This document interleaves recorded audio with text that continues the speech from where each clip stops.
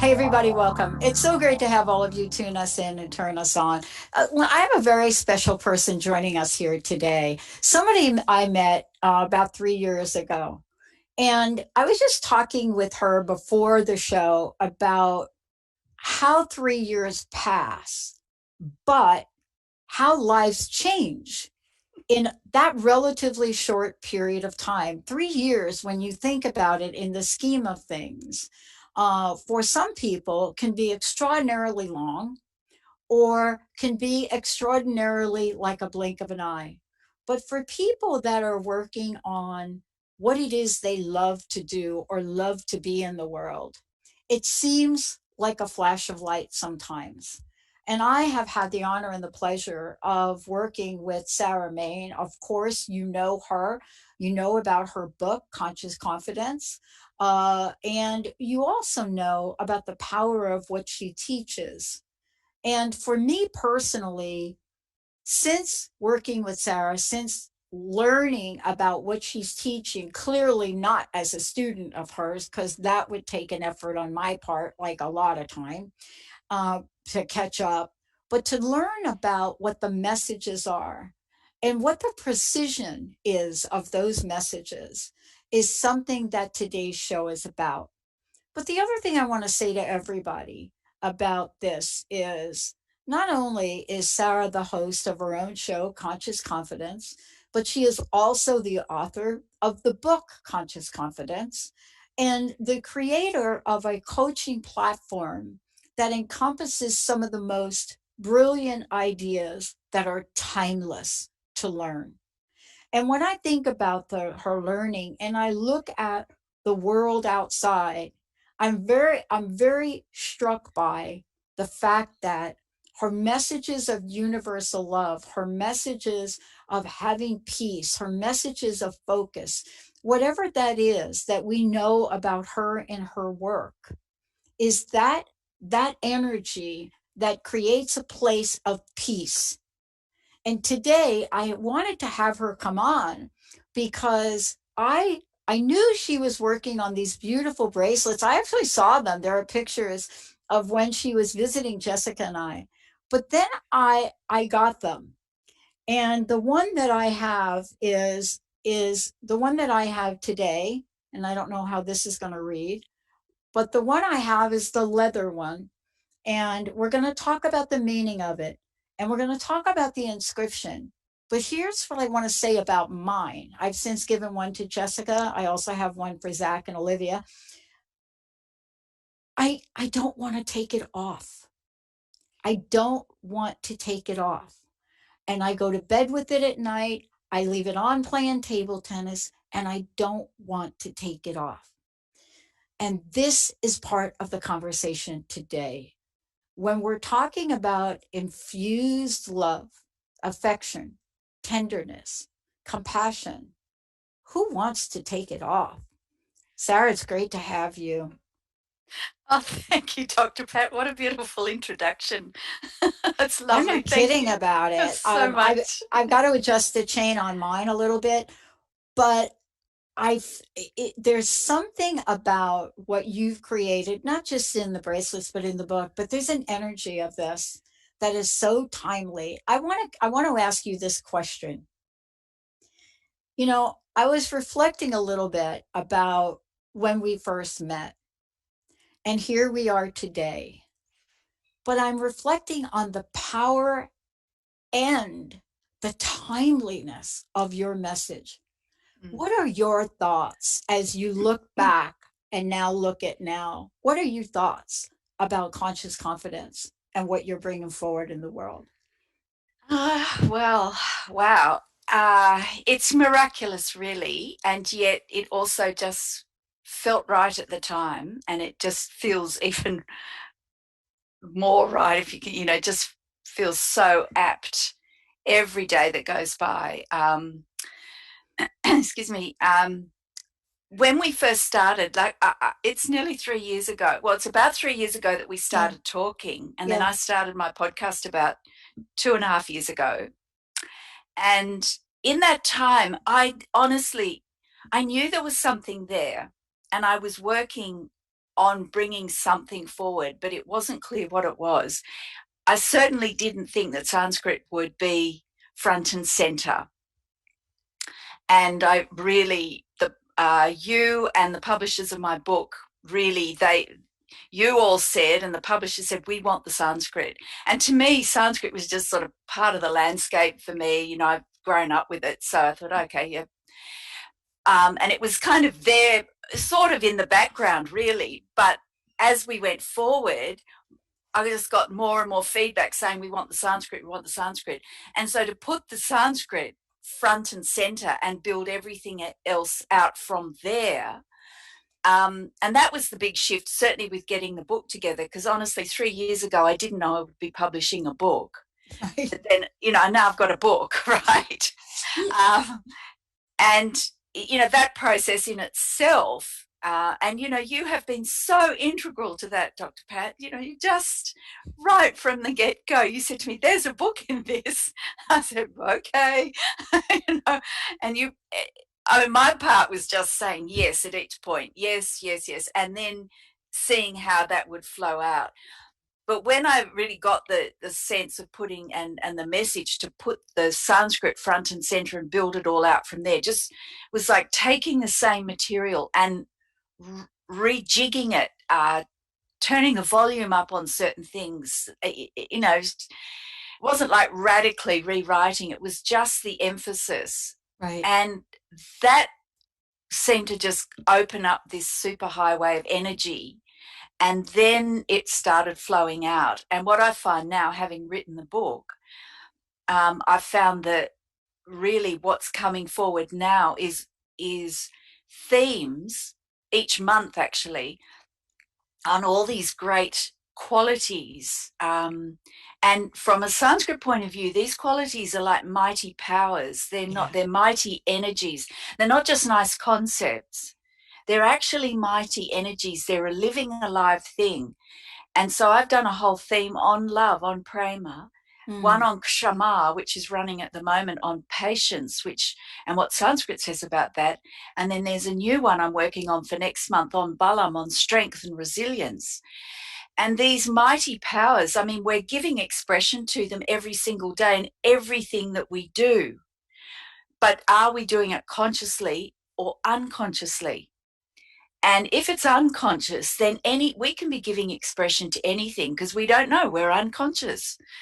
Whereas to consciously, in this case, say, be reminded and stay in memory of love and the power of love and what Sanskrit says about love and the universal power of pure love, to stay in memory of that. I'm so touched that you say you don't want to take it off, I because don't. that it's these bracelets, something like that.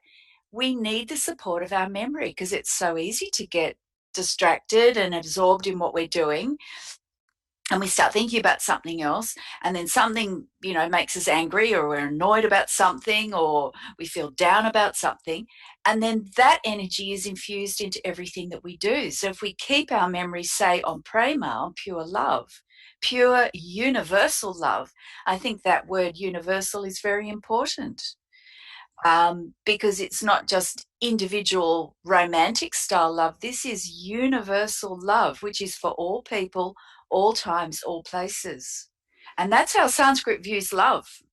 End of. Yeah. And I was I wanted to say to everyone here that I still think I have the book for you to write. And I've said this to you a million times, right? Um, because because for me, I'm the person that I go back in my life and I look at what I've been drawn to at a very young age, not knowing what I know now. And I know enough about Sanskrit to talk about it. But there has always been, for me in my life, there's been, let's just call it an attraction, for lack Yeah. of a better word. And I noticed this at a very young age, albeit I didn't know what it was. And I think I shared this with you that I sat down to get come to Seattle, great tattoo people here, and I sat down to get this done. And lo and behold, never have been able to do that because I'm allergic to it. But what I've noticed now in cultures all over the world, their draw and attraction to Mm. the symbolism and the how do you call it, timeless nature Yeah. of the writing, the timeless nature of the message. Yeah. It is almost as if people cannot be without it, Sarah. I Yeah. mean, I know I refer to pop culture, but who would ever think, though, that something as timeless as this and sacred as this would make it to a quote pop culture? Mm. And most people have tried to analyze this. There are studies out now about this, about what is the attraction. I was talking to a friend of mine. You have to read Sarah's book. You have to listen to her podcast, because when you talk about it, you get at the very depth and spirit of the teachings. And I think that's what we're hungry for right now. Yeah. I think that's right. A, a number of people that I know who have read the book or are reading the book, they say they find they have to read it in small pieces at a time, and because it's so rich. And I mean, this is the feedback I've had, so Yeah. rich, and it takes them deeper within themselves as they're reading it, and they assimilate it, and then they read the next bit. And I mean, that's fantastic feedback for me. I'm so thrilled and delighted that that's the response to the material, to the book, because this timeless wisdom, that's what it does. It takes you deep and connects you to yourself, and yourself, the heart of you, is universal consciousness. You are a limitless, magnificent, universal being. That is what the timeless wisdom traditions keep reminding everyone, keep reminding us. And they've been doing it forever because we need that reminder. One of the things I wanted to talk with you about, and I think we might even skip the break here because I want to really bring this into the conversation, is, you know, you are addressing a sensory experience. That's my experience of this. I Mm, mean, I have to tell you, it's really kind of funny to watch me. Like if I get up and I don't immediately, unless I sleep with it, and I have been sleeping with it, but if I get up, it is the first thing I look for, right? And I usually have a place that I put it. And I'm very particular, by the way, on how I put it. This is unusual. I need to ask you about this. When I take it off, most of the jewelry I wear, if I take them off, I take them off and I put them in wherever I'm going to put them, right? But when I take this off, and this is a really true story. I took this off the other night. And for those of you, I'm just showing you one of the bracelets. There are others. I took it off and I put it down. And it had to be about 1 o'clock in the morning. And I woke up and I immediately looked for it. And it was off to the side, right? I turned my light on. And what I noticed about it was I had it upside down. I didn't have it. I, I know this is a little bit strange, but I had put it down, but I put it down with the writing not correct, upside down. And so I'm telling you, I woke up, I was up for maybe 3 minutes. I looked at it, I saw that, and I turned it right side up and I went back to bed. And I thought, I have got to talk to Sarah about this, because this has to do with love as power. Love is power. mm, And I want you to talk about it because you're one of the people like me. I am not afraid to use the word power. I am definitely not afraid to use the word love and power together. And I mm. wanted to, I didn't tell you about that before the show, but I wanted to share that with you. There was something about the way I had placed it that didn't let me sleep. And I'm not sure exactly what that was about. Well, it comes back to that connection. It's actually a connection with yourself, but the bracelet is doing its job in that it's helping you to maintain and stay in memory with that connection with yourself.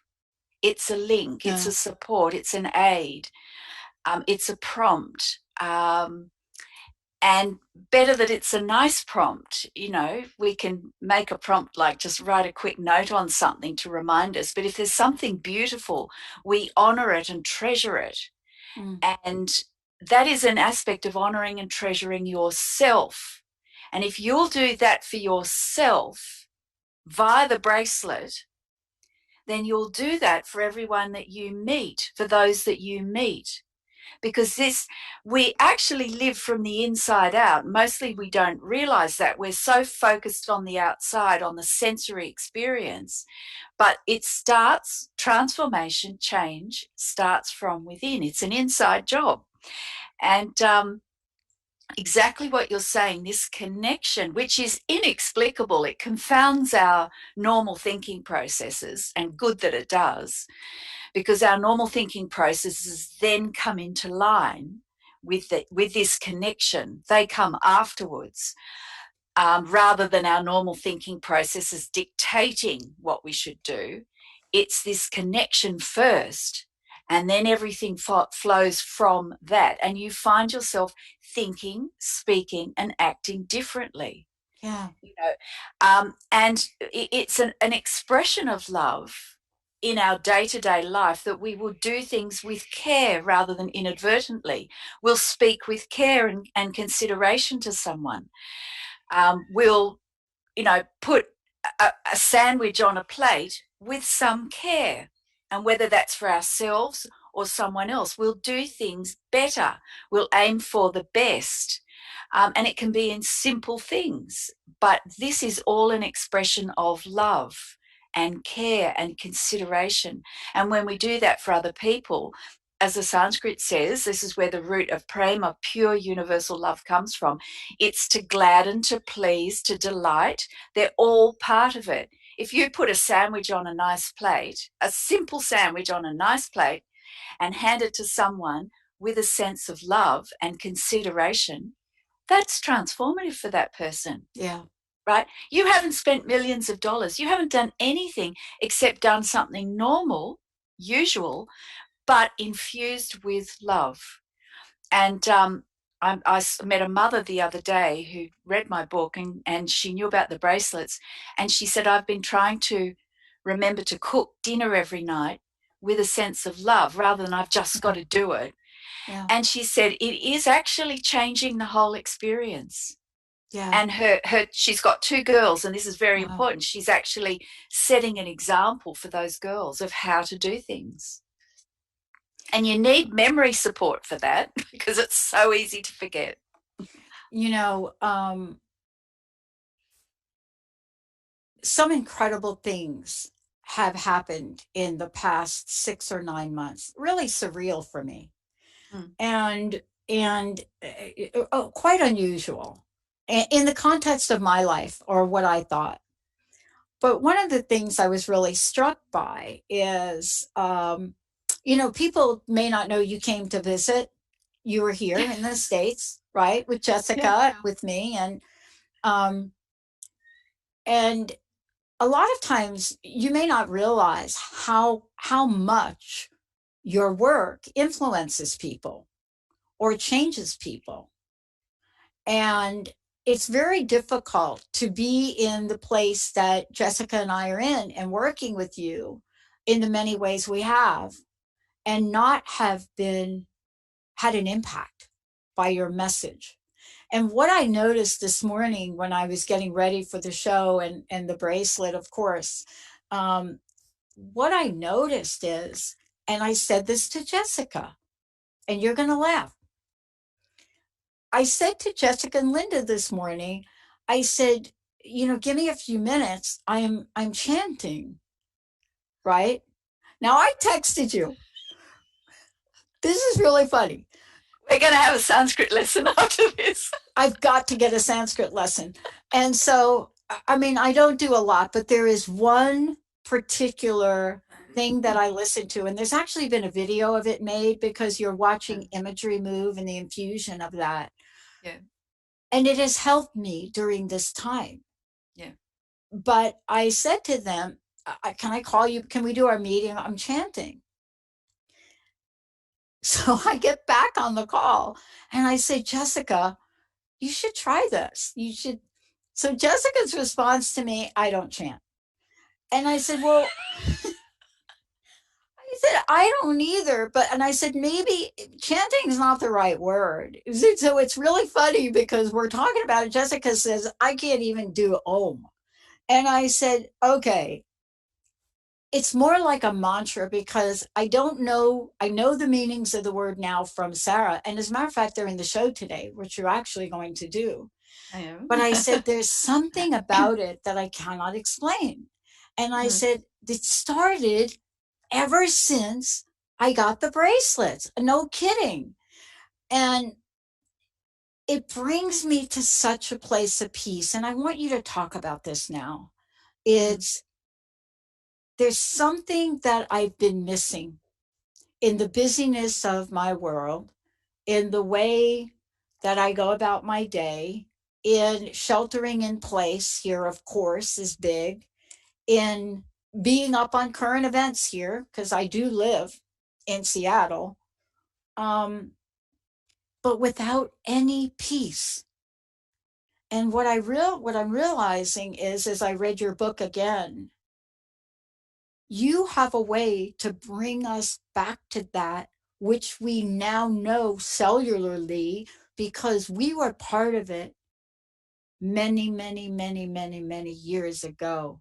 Did you know that your work would have that effect? Um, I think the simple answer is it's a sort of no and a yes. Right. Can I say that? Of I mean, you don't, course. you have an intention, but better that it's not. I don't know. Otherwise, I think you'd write a tract. You'd be preachy, and that's not how I was taught, and it's not true to the nature of the wisdom. I just know from my, and so that's that's one part of the answer, and I wish I could give you a definitive one. No. And then I might at the end of this answer, um, but I know from my own experience, and this, as you know, this is an experience for basically all my life. I know this material works. I know this works. I know deeply it Mm, works. I know this is what everyone needs because this is universal timeless wisdom. It's not my wisdom, it's universal timeless wisdom, and we're all part of it. I was just blessed and incredibly blessed to be given it at such a young age and to be able to mm, appreciate it. And having grown up with it, I don't know what it's like not to have access to this. And then I see people, I've coached people, I've worked with people. I was a teacher for 30 years, and I've taught adults and children, and to see people without access to that. And it's simple knowledge, it's practical, it's approachable, it's applicable, it's not hard, it's not otherworldly that you can't get a grasp on. It's simple and practical. Better that it's practical. If yeah. it's not, then it's just intellectual, and there's no use in that. This is actual transformative wisdom and knowledge, and that's the potency. And if it touches your heart, it is transformative on the instant, as you know. And that connection, that sense of anchor, of home, of peace, of a place to go to get centered, we just all need that. I don't know what it's like. I can't imagine what it's like not to have that. And it's right under our nose. We just need to be told. Yeah. And I suppose the sense I was of just offering the very best, and this is how it always came to me, was just to offer the very best of what I had been given because I know it works, Yeah. pure and simple. Well, I wanted to ask you about this because I was looking at I was reading the book again and I went back and I have done a number of shows with you. Even before your own podcast, you and I did a number of shows together, which was totally transformative. But it took me longer for some of it to, to, to get at the cellular level for me. Do you know what I mean? Yeah, It, yes. it was like I knew what you were saying, especially about the Fuse program. And by the way, for those of you listening, if you go to Sarah's site, if you go to consciousconfidence.com, you can click on Conscious Confidence, and there's a way for you to work with Sarah. But take a look at what she has developed for a coaching program for anyone who wants to reach their full potential. And the reason that I'm talking about this is because there's a story I wanted to share when we come back. But the way it's described and the way the Fuse program is described and so many other things we're going to talk about, that energy has gone into the bracelets, in my opinion. Yeah. It is like in a statement that is so beautifully written on I mean, honestly, this is really bizarre. I cannot start touching it. As a matter of fact, I was doing a show earlier today, or was it yesterday, and my guest was saying, what are you fidgeting with? And I was like, what are you talking about? I'm not. They said, what do you have on your wrist? Right? Like what are you doing? And I realized that if I'm not typing, I'm holding on to it. And that's what I want to talk about when we come back from break.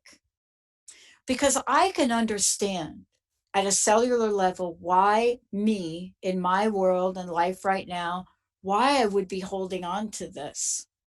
Why is it I'm holding on to this? You know, what is it that's happening on the outside in the world and in our personal lives? Why is it that holding on to the leather band on this gives me a sense of peace? We're going to take a short break. When we come back, Sarah's going to talk about how the bracelets were created, what they mean. I'm going to tell you for a minute here. If you go to Sarah's website, you'll be able to find a copy. Can people get the book and the bracelets from your site? It links through to Amazon, yeah, Okay. and all the booksellers are all there linked, and also the bracelets are on Amazon.com. Okay. And when Yeah. we come back, um, I want to talk about this because this is fascinating, but yet your work is so transformative that things start to shift and change, and we don't really realize it. Sarah Main joining me here today, Conscious Confidence. We're going to take a short break, Olivia. We will be right back.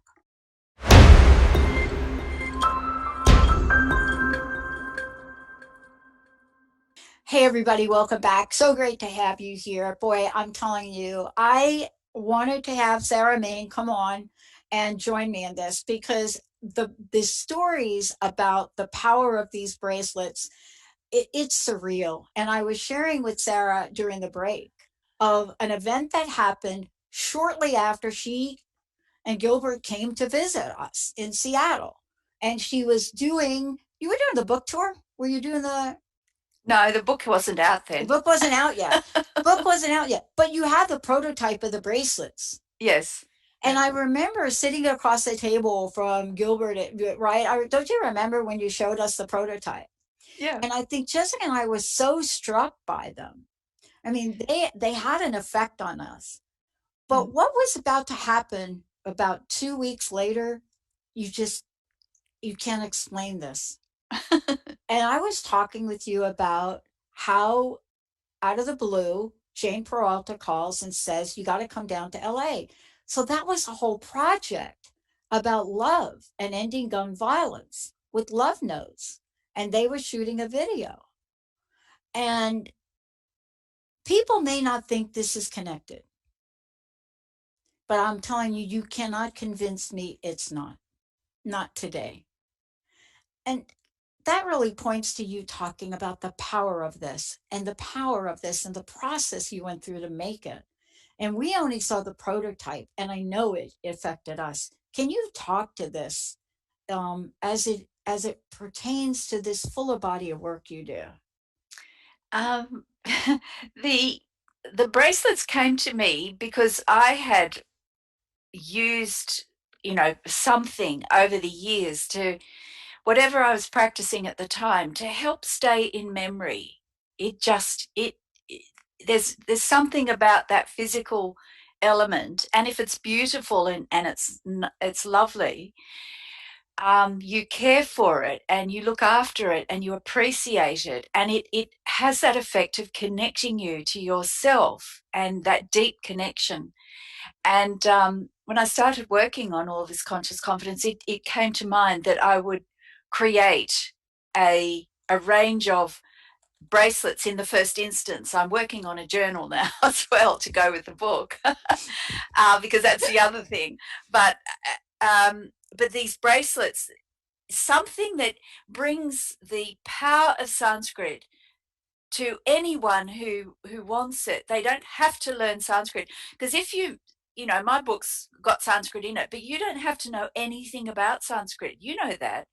But for some people, it can be a barrier. They just think, oh, I don't understand. It's not me. It's too hard. I put the Sanskrit in because it gives you a connection with it, but you don't have to know any Sanskrit. And I'm not teaching you any Sanskrit as such, but the door's open. I've made it accessible for you and for anyone who wants it. And the bracelets are the same. It's a way of having that connection to the profound energy and wisdom and the potency of Sanskrit without having to really know any. And it's something like Prema, which means, and it's spelled Prema in English letters. I've put in the Sanskrit Devanagari lettering as well, so you see the lettering, but that doesn't matter. That's, you don't have to know that. And the meaning, which is pure universal love. Um, you've already learnt a bit of Sanskrit and you've got that connection. That door is open to you, to this incredible energy. And it is transformative. You talk about it getting into the cellular level, and that is its potency. Works at that level of energy. And that's why when someone hears a bit of chanting or whatever, it's immediately transformative because of the potency of what's the sound of it and the wisdom. And the thing is with Sanskrit, it's untouched, it's unchanged. So the potency is unchanged, it's intact. And that's why the effect is instant. And who doesn't want a touch of that? And something like Prema, the inside message is let pure universal love flow to all. That sounds lovely, but now you've had the bracelets for a few weeks. That reminder to let pure universal love flow to all, and I put it on the inside of the bracelet. I've got a silver and a gold one on. I put it on the inside because that message is then closest to you, closest to your heart to remember. And that is a daily practice. I talked about putting a sandwich on a plate. Let pure universal love flow to all. Do that. Making a sandwich for someone. Do it for yourself. Make your lunch and eat your lunch with love for yourself. Don't just eat it because you're hungry and you've got to get somewhere. Yeah. In that moment, it's a momentary thing. It doesn't actually take any time. You're still going to be eating the sandwich. But how you eat the sandwich, that can be an act of love. And I can guarantee if you sit down and eat a sandwich with some love for yourself, that will flow out to the next person you meet. Mm. Because that's the power of it.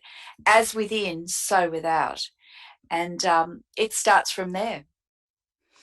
One of the things I want to make sure everybody knows, first of all, if you want to find out about Sarah, you go to consciousconfidence.com.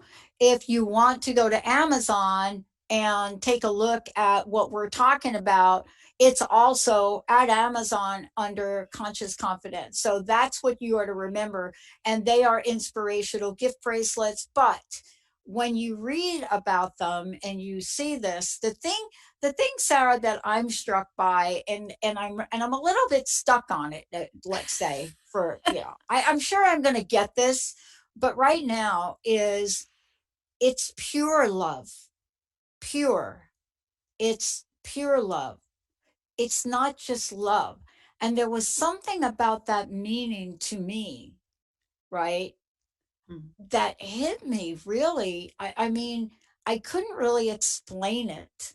And I was trying to talk to Linda about it. I got a bracelet for Linda too. And I got a ton more to get for the people in the music video.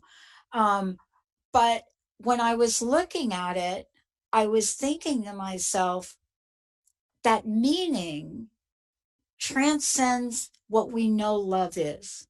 Mm. Do you know what I mean? Yeah. And that's the power of Sanskrit. That's, all through, as you know, all through the book, I take concepts like attitude and values and focusing, uniting, all sorts of things, and put them through the filter, the lens of what Sanskrit says about it. As you know, each chapter's got, what does Sanskrit say about attitude?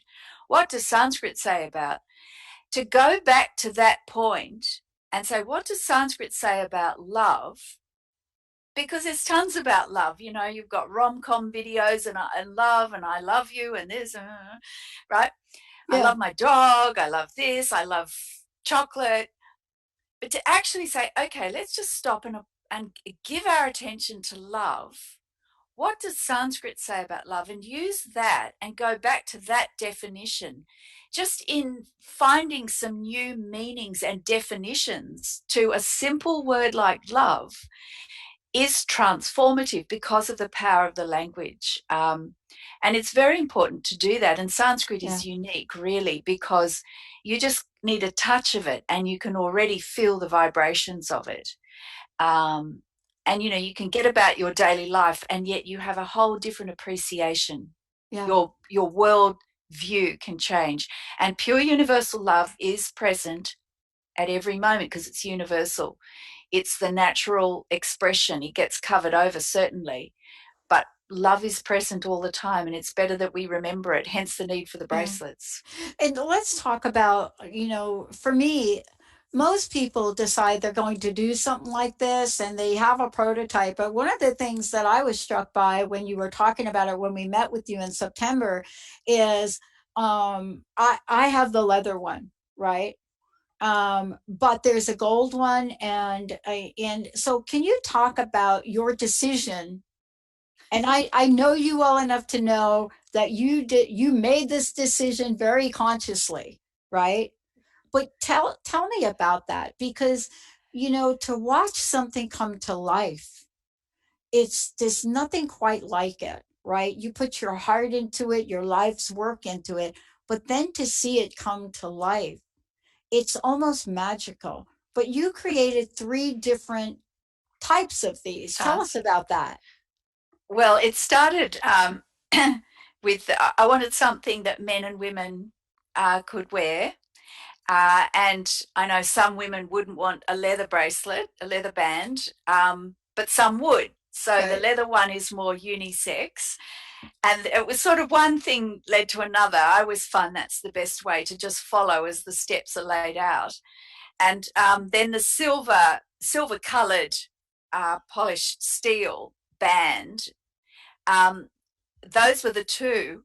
And it's funny because Gail, my book agent and publicist in LA, when we were after we'd left Seattle, we went down to LA to meet her. And I had the prototypes and I didn't have the gold one. And I showed her, she said, "Oh, it's lovely. Do you have it in gold? I'd wear it if it was gold." Right. There you and go. I hadn't kids. I'd sort of thought, oh look, I'll start with the silver. Anyway, as soon as she said that, I thought, okay, we got to go gold. So we got back to the hotel, and I immediately messaged the people who made them for me. And I said, I need a gold one as well. so, But so it's really following. it really is. And it's interesting because I'm kind of the same way. And and this is the other thing I want to ask you. Do you find that people are wearing more than one bracelet at a time? Because this was a Mm. question I wanted to ask you. Yeah, I think so. I mean, look, it varies. Some people I know are just wearing, some have both. And if, if they go, well, at the moment we've all been in lockdown, but they've been wearing one in one situation with one Yeah. clothing and then another with another. So they're mixing and matching it depending on what they're wearing. Some are wearing them together. Some are just wearing one all the time, like you're describing. It varies, and I'm hoping that I've got enough of a selection that it suits most tastes for, and certainly guys can wear them because there's a nice leather band. Yeah, and they're very light. I want to ask you this. I think we're going to go ahead and skip this last break. And, what I want to say is, as always, you are going to really bring the show to closure with a mantra. And I'm really thrilled about that. But before we get to that, we have a little bit more time. Um, I wanted to talk with you about the message of the book and the power of it for the time we're living in now. When you Mm. wrote the book, Sarah, you did not know we would be in a place where messages of peace and love would be more important than pretty much anything. Yeah. How are people relating the book to the times we're living in, and how are you? How do you relate that? Um, well, to take the first part of the question, the how people that I've spoken to reading the book, there are certain parts of it, particularly attitudes and values. Those two sections are very much coming to the fore for them because it's getting through, say, this long period of isolation and Mm, lockdown that we've all been in, and we're still under restrictions. There, it's given them the space to really take a look at some of what are their values, and they've gone back to the section on values and attitude. I've had a lot of people mention that.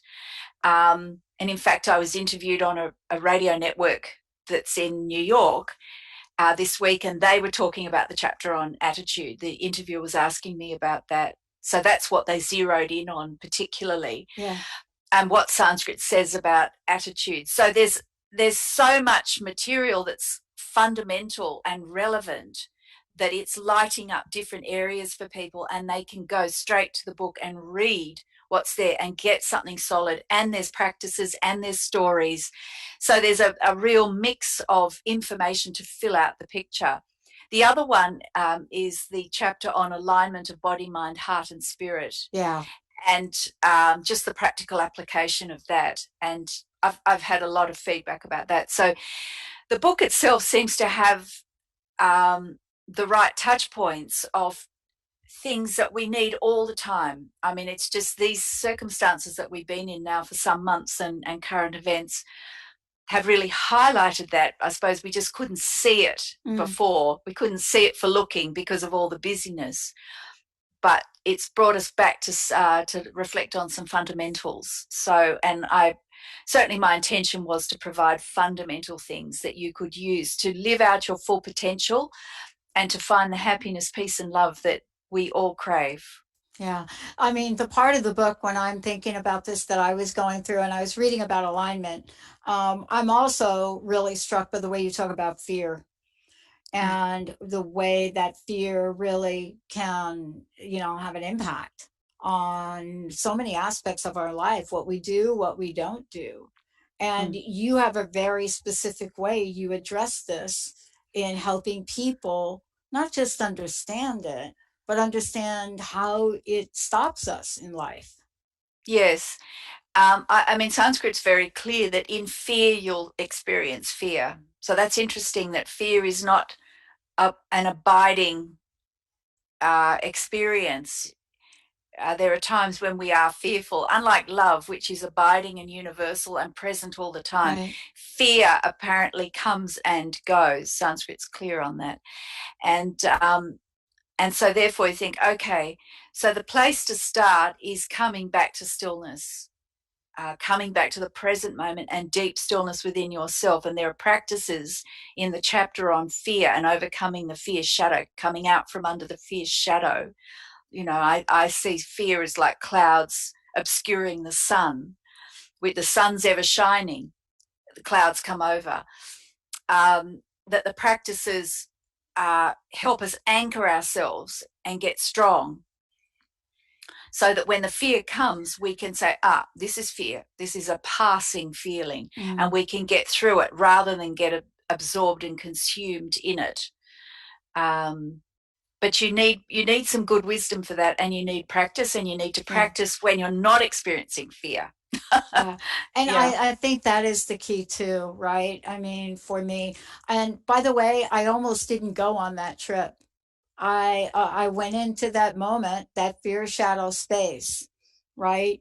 And I almost did not go. Right. And I know. And I thought about that, and I had this moment where the clouds of fear moved away and I Yeah. moved into action Yeah. and things fell into place. Yeah. Um, That's fantastic. but that to me is, we have to remember, and you said it so beautifully, and I think while you've created something beautiful to remind us, um, there's probably a good reason. On the show the other day, I was fidgeting so much about it. I probably needed to remember.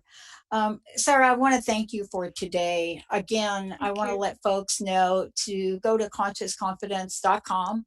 And when you go to Amazon to look for the bracelets, we're also going to put a link up on the website. And of course, Olivia is going to put something in the video. When you go to Amazon, make sure that you look the bracelets up as Conscious Confidence Inspirational Gift Bracelets. And just put in Conscious Confidence and they will pop right up there. Now, Sarah, as usual, you have a very special way to close the show. I do. I'm going to see, I always end with some Sanskrit, and today I thought the Gayatri mantra is the best way. It is one of the most profound, most ancient, timeless, beautiful expressions of wisdom to remind us of who we are and what this is all about. And the English is body of all, mind of all, spirit of all. May we meditate on the radiance of the inner light. May that self illuminate our thoughts. Peace, peace, peace.